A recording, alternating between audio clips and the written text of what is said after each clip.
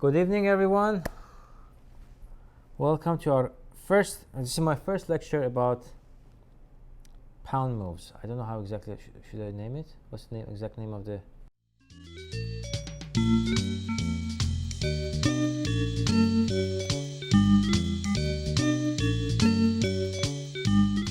Anyways, I always talk about evaluation. I love talking about evaluation. Why do I care about evaluation? Because we are not machines. We are human and we make mistakes. We cannot see everything. That's why we need to have a grasp and evaluation of what is going on the board. To do so, you need to evaluate. So to evaluate what you need, for knowing what's going on in every situation, you need a measurement. You need something to tell you what is going on the board. So for that, you come up with criteria, number of criteria here and there.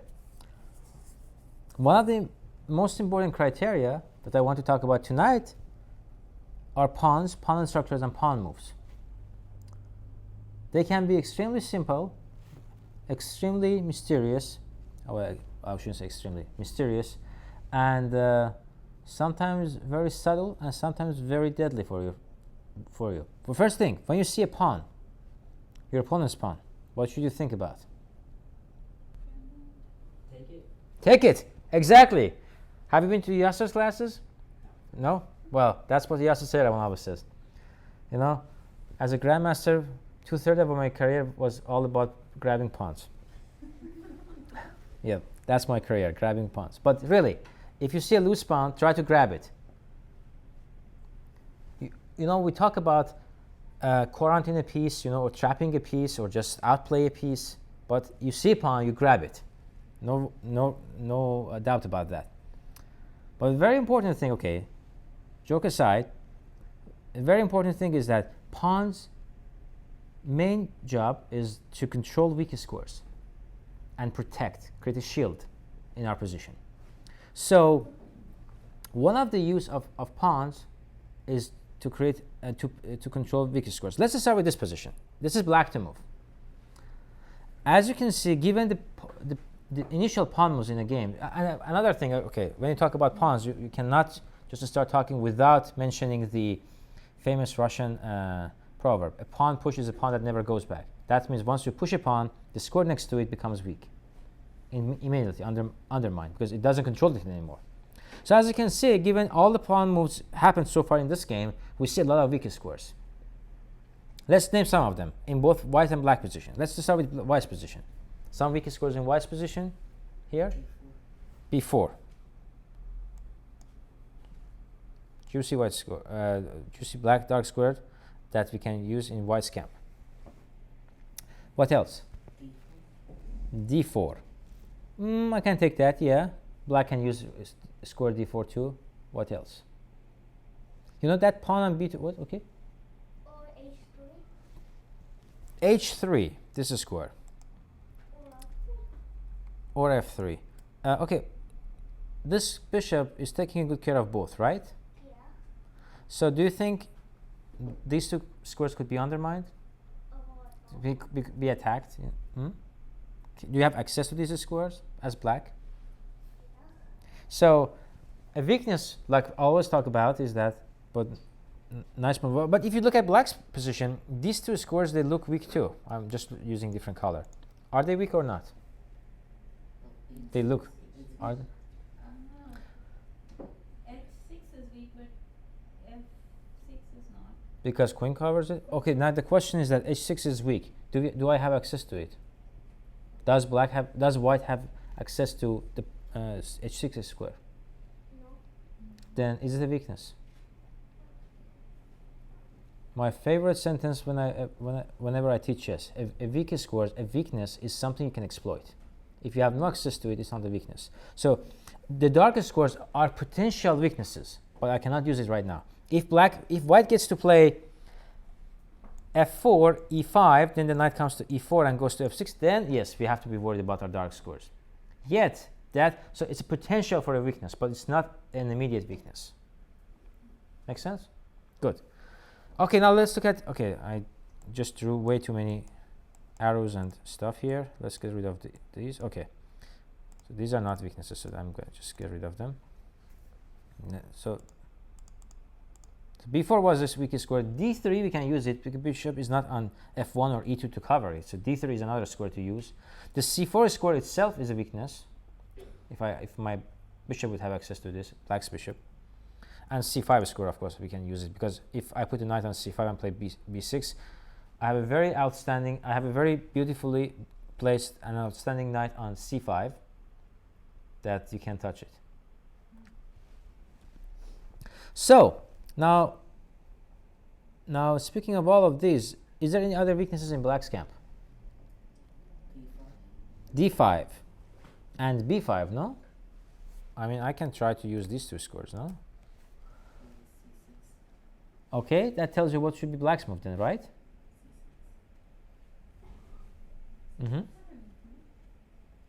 No? Questions? You can also play bishop e6 first. Which one? Bishop e6 or c6? Doesn't matter. Rook to d4. Yeah, that's a move, yeah. And go back.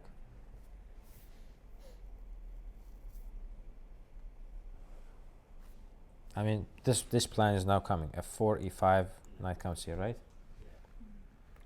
So then, well, c6 takes care of everything, right? Control both the squares. The point is that after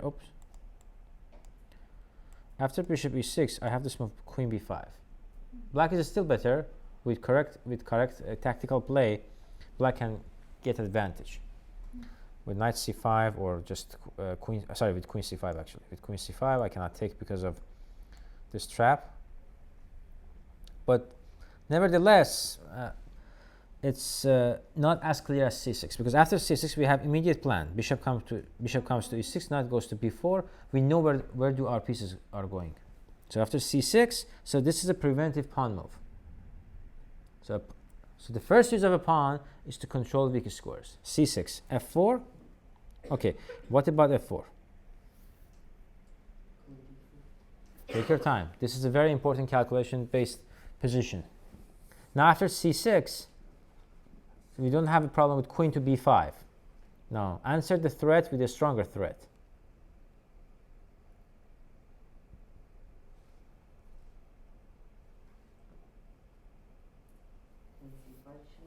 Queen c5 check, I can take, and then rook d1, e5. You are maybe slightly better, but that's it. You have pawn to b5. I have three. I have way too many attackers, right? Okay. How about attack with development? Bishop to e6. Perfect. Bishop to e6. Now if I go queen e2, what happens? Answer a threat with a stronger threat. Queen to c5 check. Why now c5 check? If I go king h1, what happens? And why not d4? Bishop to c4 now, right. Very nice skewer. And if I go queen f2, rook d2, queen takes, knight takes, rook f2. I think you can take. Oops. And rook d8. This check and take on b2 is also possible, but is not as surprisingly is not as clear as it seems so. I checked with the engine. That was my initial idea, but I checked with an engine and it says rook d8 is better. And the reason is that those weaknesses are kind of are still there, and we have this beautiful maneuver: rook d4, rook b4, or rook d2. We have this square. The bishop goes to c4. Way too many good things, and white is kind of paralyzed. So that did not happen in the game. White plays rook f to d1. Oh, bishop g4 was better. Some messing with the white's pawn structure first, f3, and then drop back. But okay, nevertheless, bishop e6 there, bishop b3. Another nice square because of that a4. If white could have played, if I were to move back any of my pawns, I would just play a4 back to a2. That would have been stronger than developing a piece. Or a2 back to a3 just to cover b4 as well. a4 back to a3. So, d1, bishop b6 there, bishop b3, rook d2, rook d4. Now we use d4 square. Now we use it to double the rook to bring it to the game through d8. As you can see, black is exploiting every single weak square in white's position, whereas white after c6 cannot use any of the weak, supposedly weak squares in black's camp. Does it make sense? 5, knight c5, and here he blundered, losing a pawn, and that was it. This is a game between Jan Donner and Smyslov. Okay, questions so far? Okay, so far so good. Why didn't white play Which moment? the f4? Now? At this moment? Yeah. Well, f4 I just can give a check. Yeah. And then trade, and I have a winning endgame again. 3 against 2, a4 is always weak, the rook comes to d8, and there isn't much to be done. Okay. Now this one.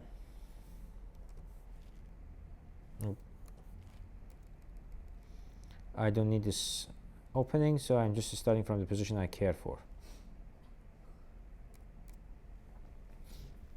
Okay, this is the position I want to discuss with you guys. Same theme, covering weak squares, and also pawns are not only used, I mean, they have a lot of defensive values, of course. They're not only used as shield or covering weak squares. They can also be used as undermining powers, like undermining your opponent's pawn structure, and covering, like sitting on a weak square. When they are on a weak square, they get you. When you push them, they may be weakened, because when you push a pawn, it gets closer to opponent's camp. However, when you push a pawn, you also gain a space. So you can use the space behind the pawn to support and actually control weak squares. Sometimes pushing a pawn is just a preemptive act. I cannot believe I used that word.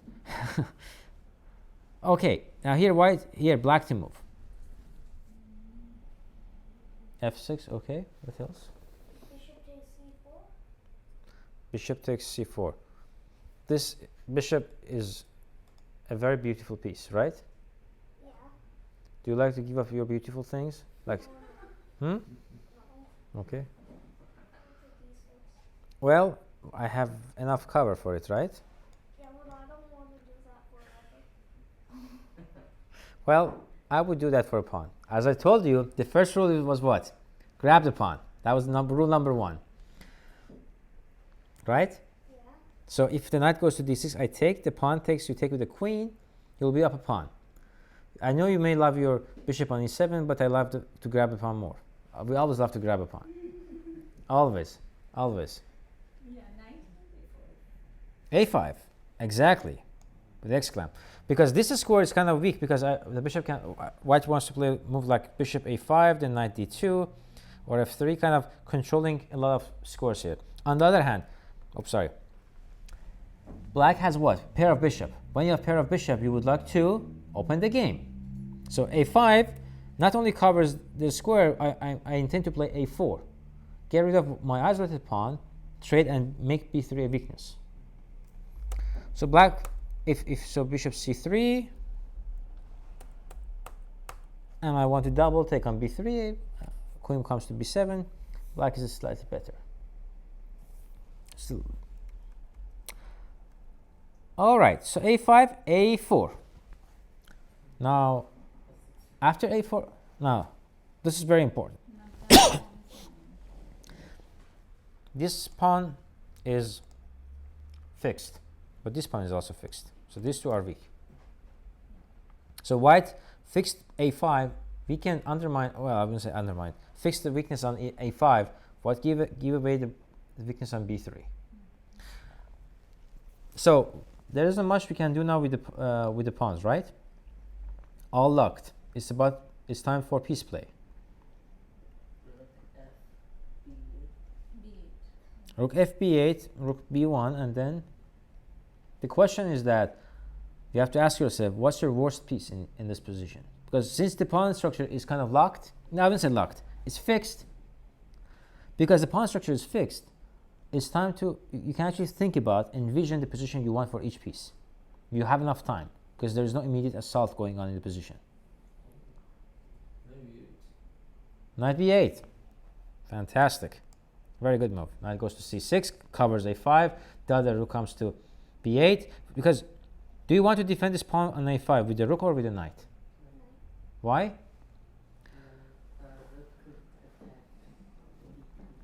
The rule of minimum energy, I call it. How much does a rook worth? 5. A knight? 3. You want to use less material to defend a weakness. So better to use a knight to defend. And also the knight has some future now, but the knight on d7 has no future. Excellent move, knight b8. d1, knight c6, bishop c3, rook b8 there. Okay, great. Fantastic regrouping for black, right? Now I'm preparing to jump with my knight on b4 at some point. Queen e1, knight b4, and here white blunders queen e3. I'll give it to you. This move by white is a blunder. White should have played knight fd2. And black has some pressure, but you cannot really see something very concrete for black's advantage. Maybe some h6, then bishop g5. Black should be better. Maybe even this sort of maneuver. Just try to force the pawn move in white's camp. But I couldn't see any concrete continuation for black. But black is definitely better. So queen e3 is a mistake. So we accumulated everything we could. We created weakness in white's pawn structure. We already had a weakness, remember. When our pawns were on a6 and c5, they were already disintegrated, they were isolated, so they were already weak. But by pushing a5, we forced a4, undermine. Now white has a weak pawn on b3. On the other hand, we managed to maneuver the knight to b4, which previously couldn't just land there easily because white could have played maybe a2, a3. But because of a4, now the knight is comfortably sitting on b4. Now, okay, well, now take your time, first of all, and see if you can now grab a pawn. So we started with a good pawn move. Improving our piece's position, now it's time about the most important act, grabbing the pawn. It's a 4 moves calculation.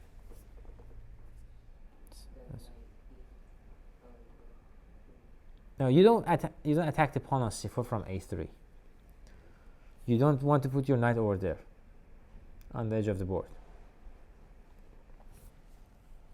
because after this knight c2, I just go right. Knight a3, I can just go queen a2, trapping your knight. I mean, after take on b8. Obviously, I don't want to give up my rook.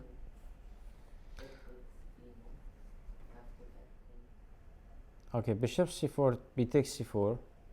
Well, when you want to grab the pawn, you have to attack the pawn, right? Oh, actually, I have to include this first. Now there is no rook a1 because of knight c2, and the pawn on b4 is falling. After h4, h6, king h2, and I play rook a8. Before I take on a4, I play rook a8. There, and then black grabs the pawn and gradually wins this game. Actually, this is maybe another Argentine player, Herman Pilnik. Pilnik, yes? Okay. Today we have the Argentinian theme, huh? Black was Herman Pilnik in this game. Okay, next game. I've saved so many of these games, so. The other value of pawn push is to address weaknesses or create the possibility for pieces to activate. With a pawn push, you can open a file, you can open a diagonal, or you can reinforce an outpost. So with your pawn moves, you can help your pieces to show higher quality throughout the game. Or at some moment, a bad bishop trapped in your pawn structure get out and become active. But with a pawn push, you open a file that your inactive rook get into the game, or create an attack with your rook along.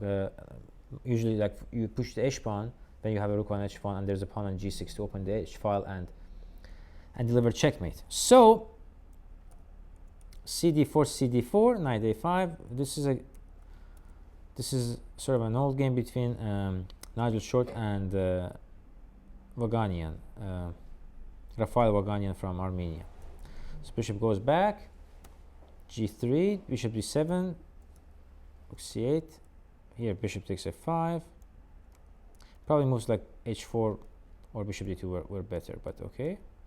b3 and bishop g5. Now let's look at this position. Who has better development? Black, right? Black is developed, controls the c file, has some pressure along over white center on d4. He has a weaker pawn structure, right? Because of the double pawn and the weak pawn on d5. I wouldn't say weak, but it's an isolated pawn on d5. And very importantly, that bishop on d7 doesn't do much at this moment, right? So given that, what should be the continuation for white, for black, sorry, to actually take advantage of white's lack of development and actually open the game? We are ahead in development, right? So we need what? An open position or a closed position? So then we can take advantage of our extra piece activity. How about you move the knight? If we move the knight, we lose our bishop. Go ahead. F6. f6. Interesting. Well, f6 I can take. Yes, you exchange some pieces, but do you actually get an open file or diagonal? F4. f4 right away, or first bishop takes, knight takes, then f4. Now the bishop wants to sit on f5, the knight wants to come to e7, and look at this. All of a sudden I have an attack against white's king. If I don't take, the bishop sits on f5, then take on c2, and I win the d4 pawn. All of a sudden white's position is critical. Knight e7. Now I want to transfer the queen to g6, knight e3, and now what? This is a very important moment in this game.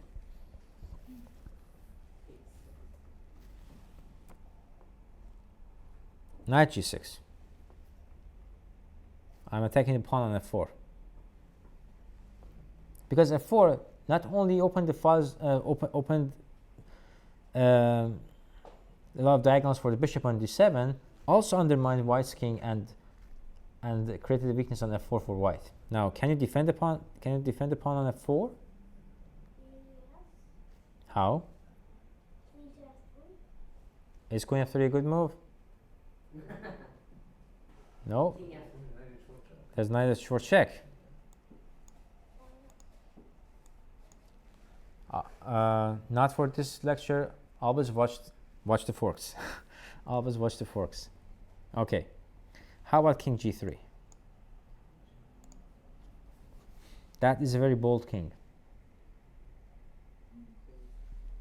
This is a good one. Give it some time. This is a very interesting one.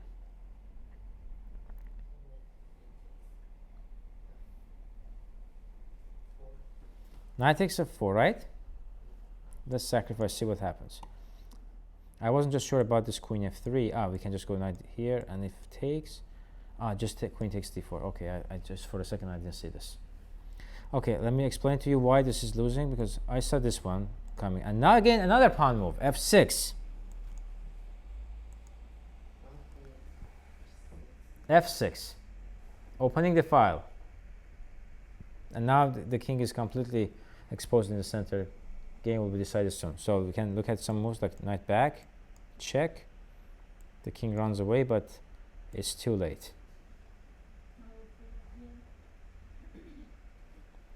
I saw this continuation when I was thinking about queen f3. I couldn't see that d4 is hanging after that, so that's why.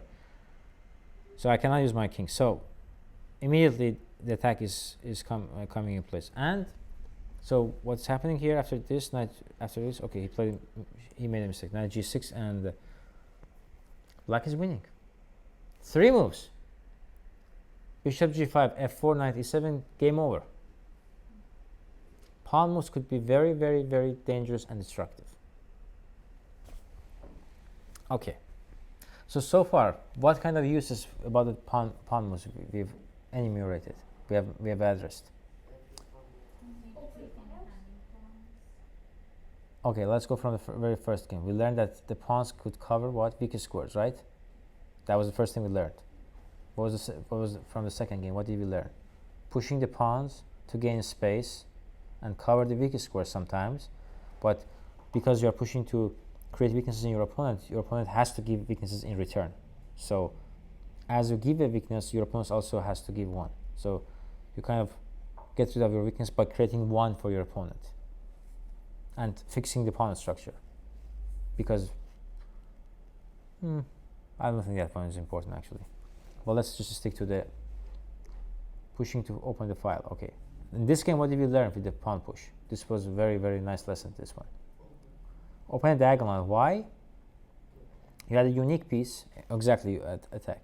You need an open game. So you can use pawn push to open the game. Usually comes as a sacrifice or a pseudo-sacrifice. Questions so far? Good.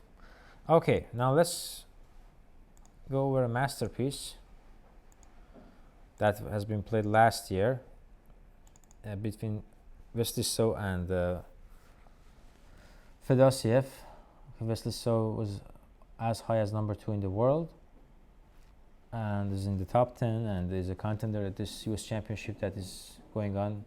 He's tied for second. He's actually the defending champion. And it's from the last year's World Cup in Georgia against Russia's newest hope, Fedoseev. He's like 20 years old, a few years younger than So. So we see, okay, you don't know the name of this opening? Petrov or Russian defense. So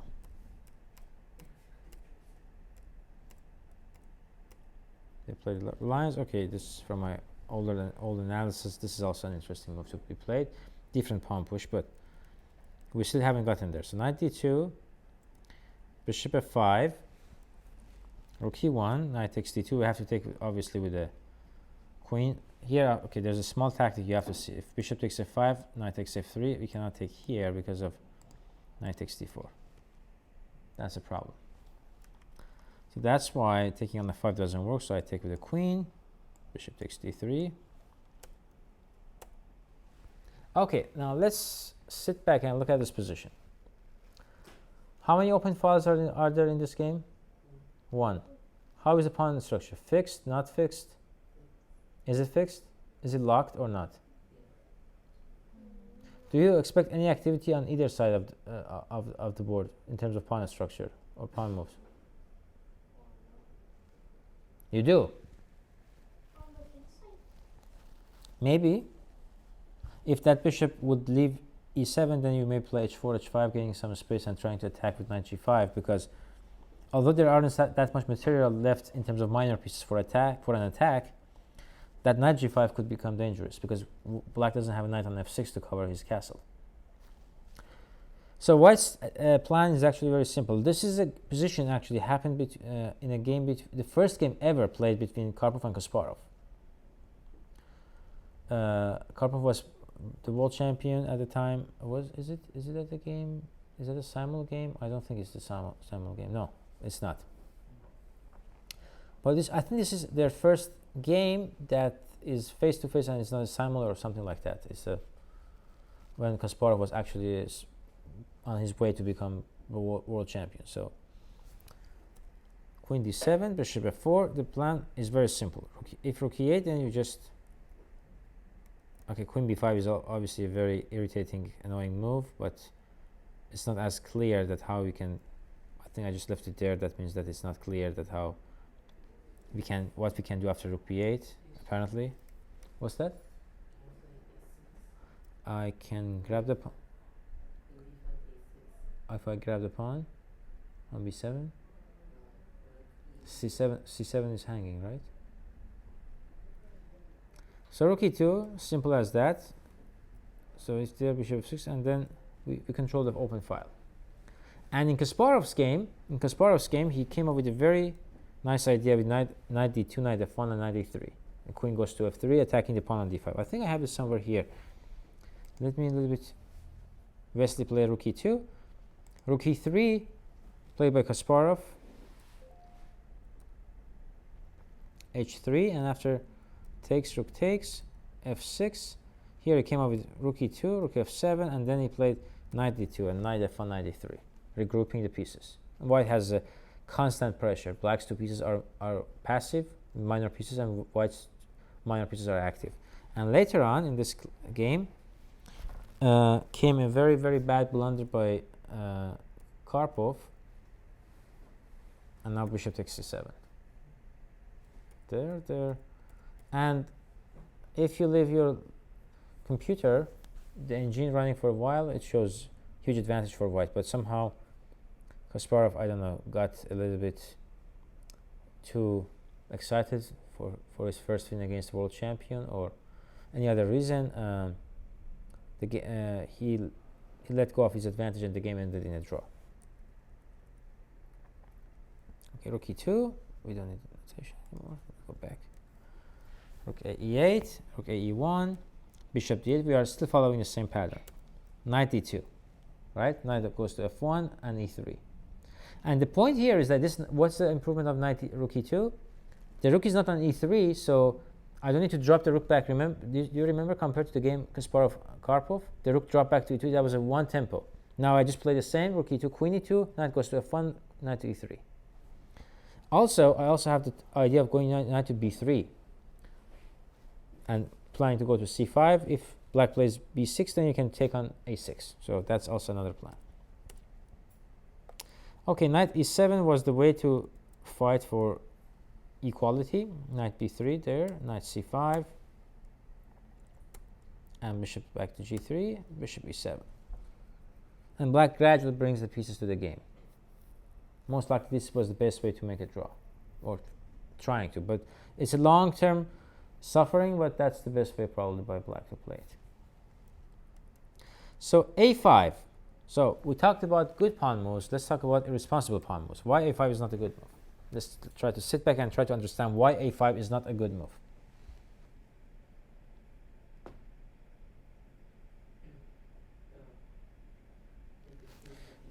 It weakens the b5 square, very important. And we are pushing, remember about the pawns. Always put your pawns on the color opposite of your bishop, the one you have. And put your opponent's pawn, try to make your opponent's pawn to be on the same color of your bishop, so you can attack them. So here, we make a5 a target. And as it turns out at the end, not really that important, but I'm not saying black lost because of this move. But as it turns out at the end, this becomes a very fatal and decisive square to exploit, as we'll get there. So after a5, knight b3, now he's planning to get the knight to d3. That's mainly the idea. So b6. So now as you can see, that bishop on d8 is not doing so great, does it? It doesn't do so great. And our bishop has a target, keeps attacking those pawns. You can say, okay, Elshan, do your pawns on b2, c3, and d4 are also of the same color of your bishop. But my bishop is out of that kind of chain. It's not stuck there. So knight c1, f6, a4. Is it a good pawn move? I fix. That's a good pawn move. I fixed the pawn structure. If I play b3 later, my pawns are in light squares, black's pawns are in dark squares, and they're kind of stuck. Knight d7, knight d3, g5. Okay, Fedoseev is a very aggressive player. He's not used to long-term defending, and then he's becoming impatient. Is it a good pawn move? Well, surprisingly, it's not bad, but no, don't do these moves. Now, there's a second target. Black king is a little bit undermined, and either f4 or h4 or any some other moves like that could create more weaknesses in black's position. So, now white played b3, and black played bishop e7. So far, white has played harmless pawn moves, and black has played provocative pawn moves, right? And as we talked about in the very early on in the class, a pawn push is a pawn that never goes back. Okay. Now let's see if you can find this brilliant idea that gives probably a winning position to white. There's one move with a tactical flavor.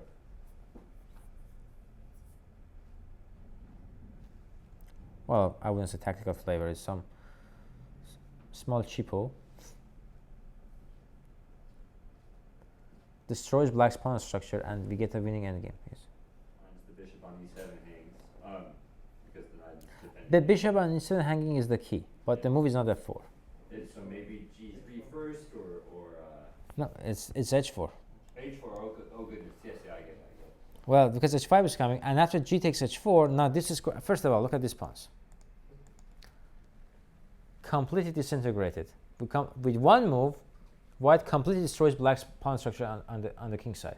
Now, before this, at this moment, we have sort of a crippled, but still a pawn chain. All three are chained together. After h4, look at all these three pawns. Suddenly, you have three targets in the endgame. And here comes the next important move. When I say endgame, that means less pieces on the board. That means I like knight f4. I want to trade pieces. Rook f7, queen e6. I want to go for the endgame. Now d5 is the target, right? The knight and the queen are attacking d5. So this trade is happening. This is still hanging. We like endgame.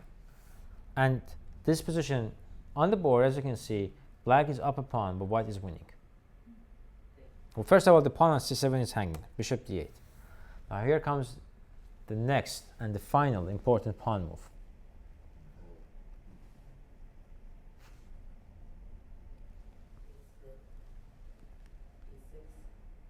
Okay, and when you play b4, if I take on b4, what happens? Okay, b4 or c4 then?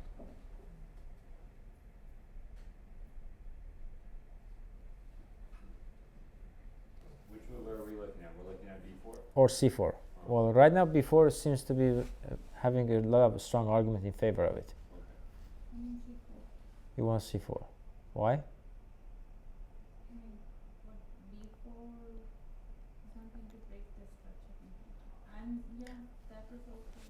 Another use of the second use of I said the first thing you see a pawn, grab the pawn. The second thing is that if you have a pawn, push the pawn in the end game. Try to get the pass pawn. So b4 is the move. The point is if I take, who's gonna stop this pawn running to become a queen? Unstoppable. So b4, black has to play this king g7, but now we take, and we go after the pawn. That's a very valuable pawn to grab, because this 3 against 2 again is completely crippled, and these pawns are falling one after the other. I have a very active rook, so that control of e-file came very handy and became very crucial. That rook on f7 doesn't do anything, but that rook on a6 is the boss. c6, rook takes c6, king g6. Rook c5, rook d7, f3, just controlling some squares, not letting this king marching all the way here and then here. So just controlling everything. King f5, bishop d2, king e6, rook c6 check, king f5. Kept playing a few moves here and there. And white is in complete control. Well, has black improved his pawn or no? From f6 to f4. Probably not. It's on a dark square. It is still on a dark square. It's still a target. So if you push a weakness and if you cannot liquidate it, it's still a weakness, and it's actually a worse weakness because now it's in white's camp. Now I can grab it.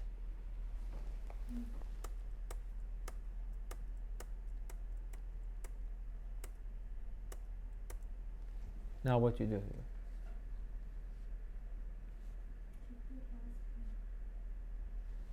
So, what changes happened here? Here comes a very important decision. What changes have happened so far? White puts his king on h3, fixed all these pawns. Black doesn't have a single pawn. Black doesn't have even a pair of pawns that they defend each other. All of them are on an island. They're all isolated. Whereas white has these healthy pawns: c3, d4, f3, g2. Exactly. Well, he didn't. He can do it as at any moment he wants, and finally he did it. Now, enough of pawns. Let's talk a little bit of endgame strategy to wrap up the class. Now, what's the winning plan here? Well, when you want to play c4, when you bring the king, my king will be waiting for you. I mean, why the rook didn't took the pawn at a5? The bishop is defending. Oh. So we take our time. Okay, first bishop on e1. When you want to move the king on d3, you have to make sure black doesn't have h3, king h4. That's the first step. Now, second step. Now, how do we win this? c5. I just stay with my king. You lock the position then. Bishop to f2. Followed by He'll defend it, likely. He'll defend it with bishop c7, likely. Or bishop g5. I need to get my Or bishop. bishop c7. As we talk, we push the pawns such that we can get our bishop outside of the chain. Exactly. Thank you. Bishop there. Bishop b2. A little bit of okay. Now this is a suksuang, as you can see. So h5. Same maneuver. Now bishop goes to f8. Now the bishop is outside of the chain. Now this bishop is out of move. This is completely out of move now. Okay. And most importantly, you need to have patience. That's very important. That's patience, because he had to go Yeah, all the way around. very important. And then bishop, and then this is game over. Very beautiful game. I strongly encourage you to go over this game, and I wish I could talk about a lot of parts of it in details, but I want to use it for another class too as well. So if you guys coming for the end game and strategy play, we'll talk about them over there too.